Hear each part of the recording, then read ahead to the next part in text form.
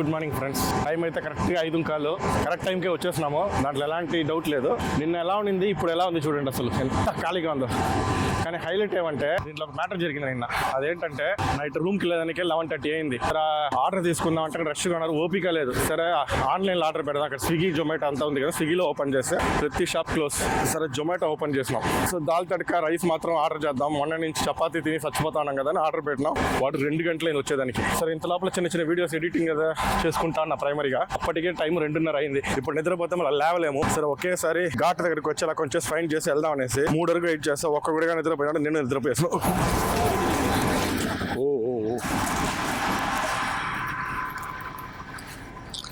So ఒక్కొక్కరిగా నిద్రపోయేస్తున్నాము. Last sudden గా alarm కొడితే లేచి స్నానం చేసి పరిగెత్తుకుంటా వచ్చినాం. సో ఇప్పుడు యాక్చువల్గా బోట్ అయితే వచ్చేసినాడంట, ఫోన్ చేసినాడు. సో వెళ్తా ఉన్నాం. హైలైట్ ఏమంటే ఆల్రెడీ అక్కడ చాలా మంది ఉన్నారు. వీడియోలు చూపిస్తా. సో మనం వచ్చేసాం దగ్గరలో అస్సీ ఘాట్ దగ్గరికి. ఆర్తి స్టార్ట్ అవుతుంది. వెళ్ళి ఆర్తి చూసుకొని డీల్ చేద్దాం. చూడండి, దీపాలు పెట్టేవాళ్ళు దీపాలు పెడతారు. ఇక్కడ గంగా స్నానం పొద్దునే చేస్తా ఉంటారు. బట్ యాక్చువల్గా ఈరోజు లక్కీ ఇక్కడ మంచిగా లేదు. నిన్నంతా అసలు అయోధ్య నుంచి వస్తుంటే ఎంత ఫాగుంది కదా, ఇక్కడ ఏం లేదు. స్నానం చేసేవాళ్ళు స్నానం చేస్తా ఉంటారు పొద్దునే. ఇక్కడ వరకు వెళ్ళాలంటే ఆయన పక్క రాలేదు. అక్కడికే వచ్చేయండి అస్సీ ఘాట్ దగ్గర అన్నాడు. పక్కనే మనం ఉన్న ప్లేస్ నుంచి ఇదైతే ఒక 100 మీటర్లు చూస్తా అన్నారు కదా. సో వచ్చేసినాం. నేనైతే యాక్చువల్గా 2017లో రిషికేష్లో అయితే గంగా హారతి చూసినాను. ఇక్కడ కాశీలో అయితే నిన్న సాయంకాలం మనం చూడలేదు. ఇక్కడ వచ్చి పొద్దున చేస్తున్నారు కదా. సో ఇక్కడ చూద్దాం. ఇంకోటి ఏమంటే నేను చెప్పడం మర్చిపోయినాను. ఇక్కడ హారతి చేసేటప్పుడు 7 ఋషులు కాన్సెప్ట్ ఫాలో అవుతారు. సో 7 మంది చేస్తారు. అది పొద్దున చేసినా ఈవినింగ్ చేసినా 7 మంది చేస్తారు. అదొక రూలా లేదు ఇతిహాసం ప్రకారం అది ఫాలో చేయాలో తెలియదు. బట్ 7 ఋషుల కాన్సెప్ట్తో ఇక్కడ 7 మంది పూజారులు గంగమ్మకు హారతిస్తారు. ఆల్రెడీ అక్కడ జనాలు ఫుల్ ఆకుపైలో ఉంటారు. ఇది అస్సీ ఘాట్ కనిపిస్తుందా? వేసున్నారు చూడండి పైన అస్సీ ఘాట్ అనేసి. సో గుర్తుపెట్టుకోండి, ఈ అస్సీ ఘాట్లో పొద్దున సూర్యోదయం ముందు గంగమ్మకు హారతిస్తారు. ఇక్కడ లేడీస్ చేంజింగ్ రూమ్ కూడా ఉందంట. స్నానం చేసినాక ఆంజనేయ స్వామి. ఇక్కడ public toilet and bath. Devi Deepavali start అవ్వలేదు చూడండి. గంగా సేవా సమితి. నాకు తెలిసి వీళ్ళంతా 1 గంటకు నైట్ 2 గంటలకు వచ్చి కూర్చో ఉండాలి. హోమానికి ఇక్కడ సెటప్ కూడా ఉంది. కొంతమంది హోమం చేయాలంటే చేస్తూ ఉంటారు. అండ్ ఇక్కడ చూసినారంటే 1 o'clock, నాకు తెలిసి 1 o'clock 2 o'clock వచ్చేసి ఉంటారు వీళ్ళంతా. చూడండి ఎంత మంది ఇక్కడ చేస్తారు.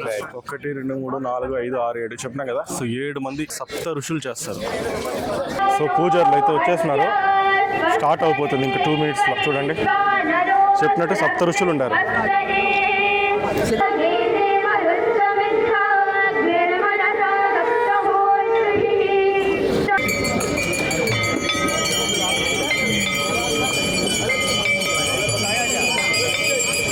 प्रीमियम सीट थोड़ा यहाँ जगह दीजिए भाई साहब. अरे यहाँ जगह.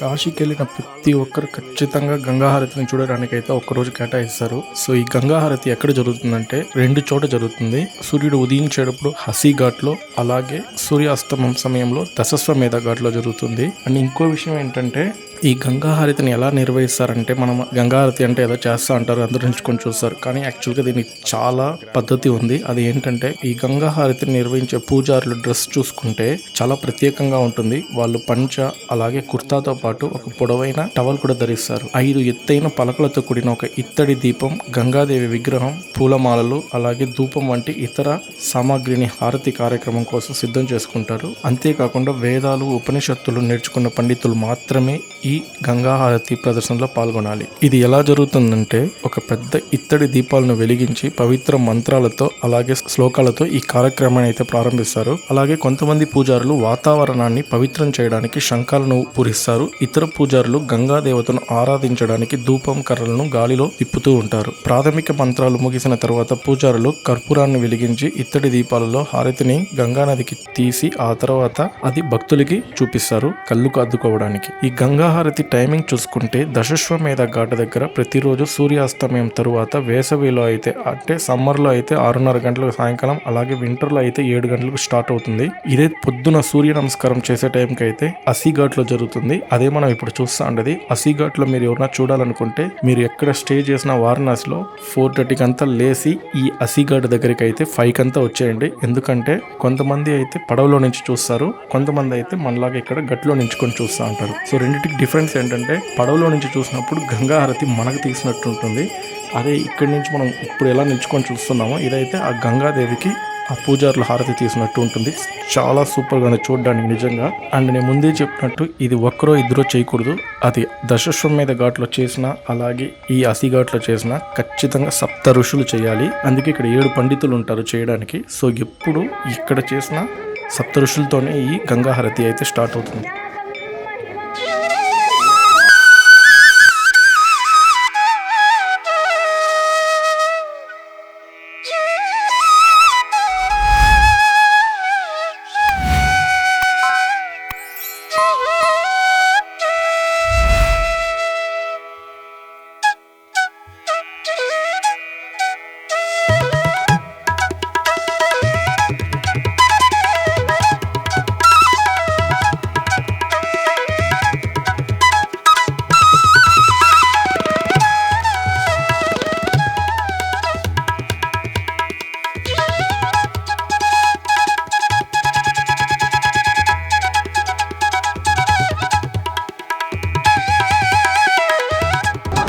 గంగాహారతి అయిపోయింది, వీళ్ళందరూ బయలుదేరుతూ ఉన్నారు.